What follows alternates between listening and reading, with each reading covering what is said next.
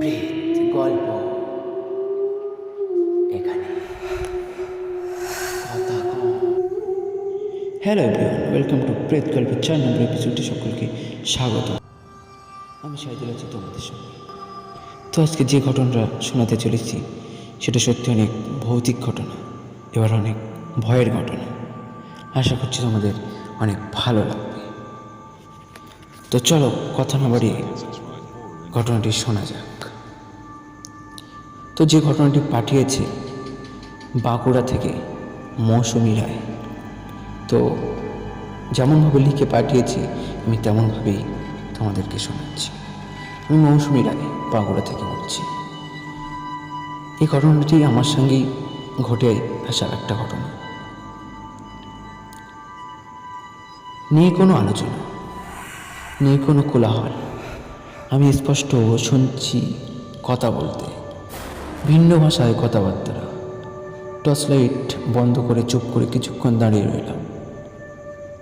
আজ অনেকদিন পর গ্রামে বেড়াতে এসেছি।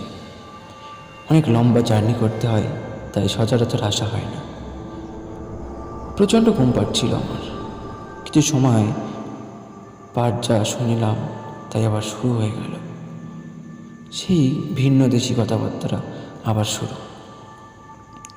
অনেকে সুরেলা কণ্ঠস্বর, শুধু মেয়েটির কথা শুনতে পাচ্ছি। অপরজনের কথা বুঝতেই পারছি না। মনে হচ্ছে মেয়েটি কোনো ফোনে কথা বলছে। এক পর্যায়ে কান্নাকাটি শুরু হয়ে যায়।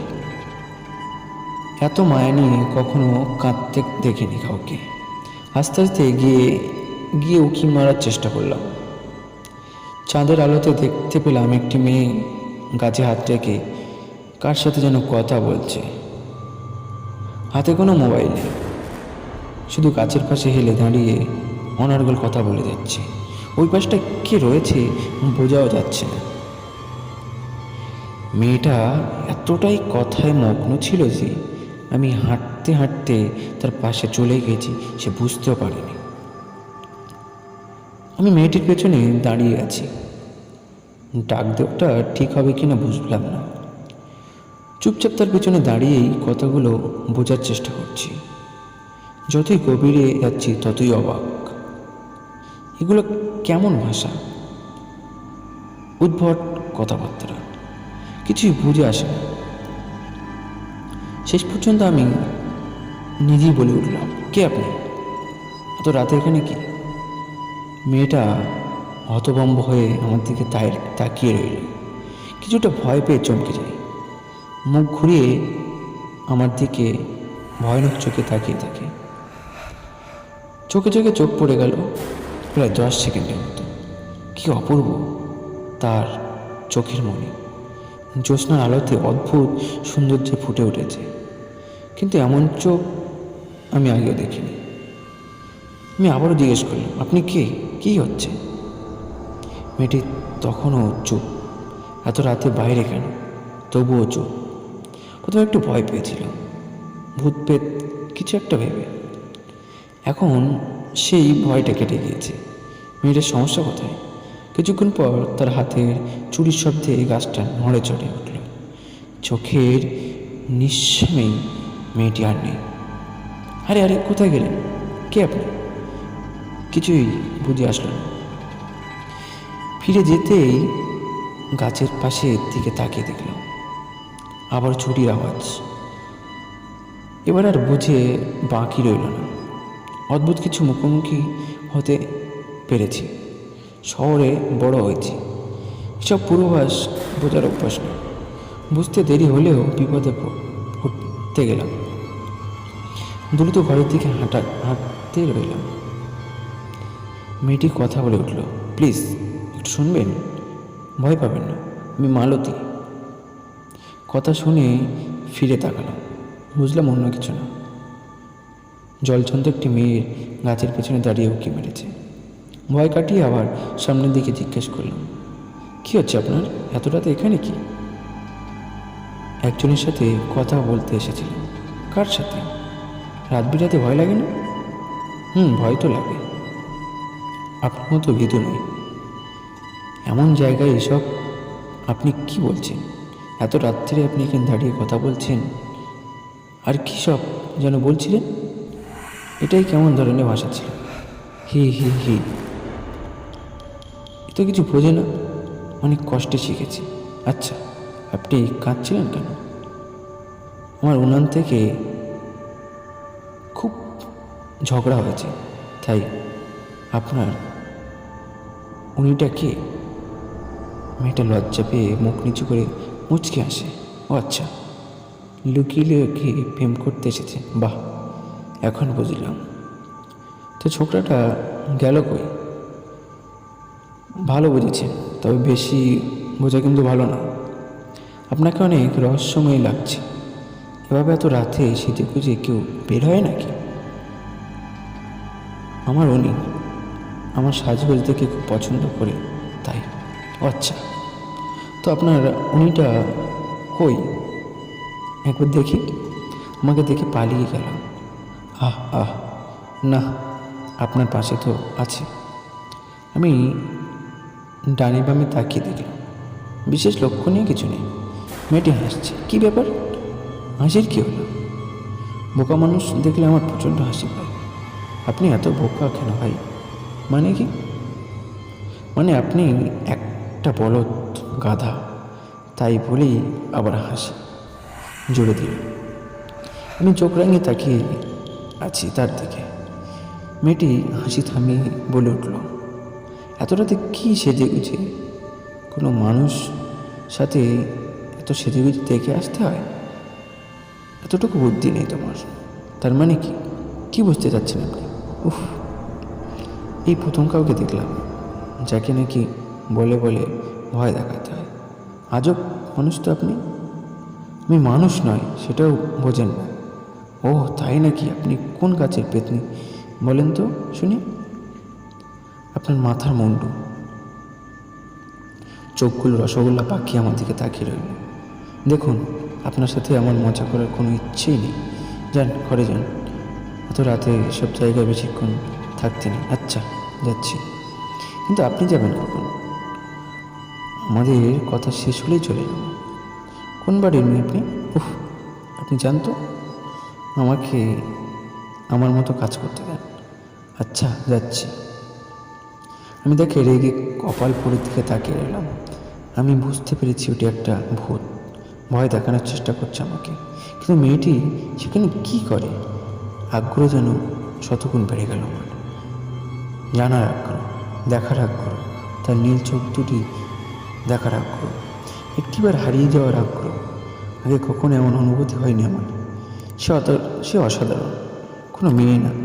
মিহি কণ্ঠ, টানা চোখ, কথা, হাসি, সব কিছু শুনে আমার মায়াবতী হয়ে গেল। কথাবার্তার আচরণ পুরোটা জুড়িয়ে দিল আমার রহস্যর মুহূর্তটা। মেয়েটা কোন বাড়ির মেয়ে? খোঁজ লাগাতেই হবে। নাম যেন কি বলেছিল? ওহ, মালতী। চুপচাপ মালতী দেখার আগ্রহে মোবাইলটার লাইট অফ করে দূরে কাপটি মেরে দাঁড়িয়ে রইল। মালতী সেই কান্নাকাটি আবারও শুরু হয়ে গেল। আবার সেই তর্ক বিতর্ক। কার কাছে সে তুমুল ঝগড়া করে চলেছে সে উল্টোপাল্টা ভাষা, কিছুই বুঝি না। এদিকে মেঘের গড়গড়নির ডাক চলছে। বৃষ্টি এক ফসলা নেমেও পড়েছে। আজ মালতী পুরো রহস্য দেখার জন্যই দাঁড়িয়ে রয়েছি। ঘরে ফিরব না আর। এরপর পিছনে গা লাগিয়ে দিতেই গভীর ঘুমে চলে গেলাম। সকাল হতেই একটা ঝনঝনে আওয়াজ। আমার জন্য খাবার নিয়ে এসেছে। সাইফুল এই বাড়িতে ছোট্টবেলা থেকেই কাজ করে। গরু ছাগল দেখভাল করে, ক্ষেত খামারে কাজ করে, বিভিন্ন কাজে চাচাকে সাহায্য করে, বিনিময়ে থাকার জায়গা দিয়েছেন। তিনবেলা খাওয়ার পাশাপাশি পড়াশোনা চালিয়ে যেতে দেন। তাতে সে খুশি। সাইফুল জিজ্ঞেস করলাম, আচ্ছা সাইফুল, মালতী নামে কেউ কি চিনিস এই এলাকায়? কোন মালতী? পশ্চিম পাড়ে মালতীর কথা কইতেছেন? তা সঠিক জানি না, সম্ভবত এদিকেও আসে না। কিছুক্ষণ মাথা চুলকে, এদিকে একজনই মালতী আছে, তবে সে তো অনেকদিন ধরেই পাগল। কারোর সাথে তেমন কথাবার্তা বলে না। মানুষের সমস্যার জন্য সবসময় বাড়ি উঠোনে বসে থাকেন দেখি। আপনি কি তার কথা বলছেন? আমাকে দেখিয়ে দেবেন, আমি দেখব কোন মালতী। দেখাবো। কিন্তু কি হয়েছে ভাই বলেন আমার। না পারলে বুঝতে পারবেন না। তুই মালতীকে দেখার একটু ব্যবস্থা করে দে। সাইফুলের কথা মতো ভর দুপুরে পুকুর পাড়ে চলে গেলাম। এই সময় নাকি এই ঘাটে গোসল করতে আসেন। টাইম মতো সেখানে গিয়ে সত্যি সত্যি দেখে পেয়ে গেলাম। দূর থেকে তাকিয়ে দেখি একটি মেয়ে বুক অবধি জলে নেমে স্নান করছে। শুধু একটি বার কাছ থেকে চেয়ার মিলিয়ে দেখতে চাই, কিন্তু এমন অবস্থা আছে যে মেয়েটা কিছু ঠিক হবে না। তাই যাওয়ার পথে ধারে দাঁড়িয়ে রইলাম, অপেক্ষায় রইলাম মেয়েটির দেখায়। স্নান শেষে ভেজা কাপড় শাড়ির গায়ে পেঁচিয়ে পুকুর থেকে তিনি উঠে এলেন। মাথাটা নিচু করে আমাকে না দেখার ভান করে হেঁটে সামনের দিকে পাশ কাটিয়ে যাচ্ছিলেন। এবার চেয়ার স্পষ্ট দেখতে পেয়ে আমি তার চোখ বনে গেলাম। এটা কী অসম্ভব! এতে দেখছি একজন মধ্যবয়সী মহিলা, অথচ তার বয়স হু করে মালতীর মতন। রীতিমতো চমকে গেলাম। এখনই তার চোখ একটু রসগোল্লার মতো হয়ে গেল, কিন্তু মুখে অধিকাংশ বয়সের দাগ রেখা ফুটে উঠেছে। বয়সের দিক থেকে উনি আমার তুলনায় বেশ বড় হবেন। মধ্যবয়সী মহিলাটি আমাকে কথা বলার সুযোগ দিলেন না। দুবার ডাকলাম, একটু শুনবেন? কপাল কুঁচকে হেঁটে হেঁটে বাড়ি চলে গেলেন। আমি কিছুক্ষণ মিলাতে পারছি না। সব চেহারা মানুষটাকে কাল তো যৌবনতা তরুণী কী করে দেখলাম। এই কি সেই মালতী? না, অসম্ভব। কিন্তু চেহারার ততটা মিল কি করে সম্ভব? কাল রাতে যাকে দেখেছি সে তো অদ্ভুত এক ভূতের মতো দেখতে, কিন্তু সে তো নয়, এ তো একটা ভূতের জ্যান্ত চেহারা। তারপরেই সন্ধ্যা হয়ে গেল। আমি ঘরে চলে গেলাম। জানলার দিকে একটা খড়খড় শব্দ, ভূতের আশপাশের গন্ধ বইতে লাগলো। আমি জানলা খুলে বাইরে আসতেই ছোট্ট একটি ডাল ভেঙে পড়লো গাছ থেকে। আমি ডালটা নিয়ে আসতেই আমাকে পিছন দিয়ে কে বলল, এই তো তোমাকে ধরলাম, ঘাড়কে দেব। আমি ভয়তে ওখানে ডালটি রেখে পিছুতে লাগলাম, কিন্তু পিছুতে পারছি না। আমাকে কে যেন আটকে রেখেছে। তারপরেই আমাকে কে যেন ঘাড় মটকে দিল। সেখানে আমি পড়ে গেলাম। তারপরে কি হলো আর স্মরণে ছিল না। 2 ঘন্টা পর রাস্তা দিয়ে একটি হেঁটে লোক যাচ্ছিল। সে আমাকে তুলেছিল নাকি, তার কাছে অনেক কিছু শুনলাম। জানতে পারলাম যে তোমাকে উলঙ্গ অবস্থায় পড়ে থাকতে আমি দেখেছি। তারপরে তোমাকে নিয়ে গেছি সেই বাড়িটির কাছে। সেখানে তোমাকে কাপড়ের ব্যবস্থা করলাম, খাওয়া দাওয়া দিয়ে তোমাকে সুস্থ করে তুললাম। তারপরে সেই ঘটনা শুনতেই তার চোখ বড় রসগোল্লার মতো হয়ে গেল। সেটা আগেও ভাবিনি যে আমি ভূতের সাথে কথা বলেছি। তো ছিল আজ এই ভূতের রহস্যময় ঘটনা। আশা করছি তোমাদের ভালো লাগবে এবং তোমাদের সাথে ঘটে থাকা এমন ঘটনা আমাদের ইমেল নম্বরে পাঠাতে পারো, এবং অবশ্যই চ্যানেলটি সাবস্ক্রাইব করবেন, শেয়ার করবেন। তো চলো, দেখা হবে 5 নম্বর এপিসোডে। ততক্ষণ আপনারা ভালো থাকবেন।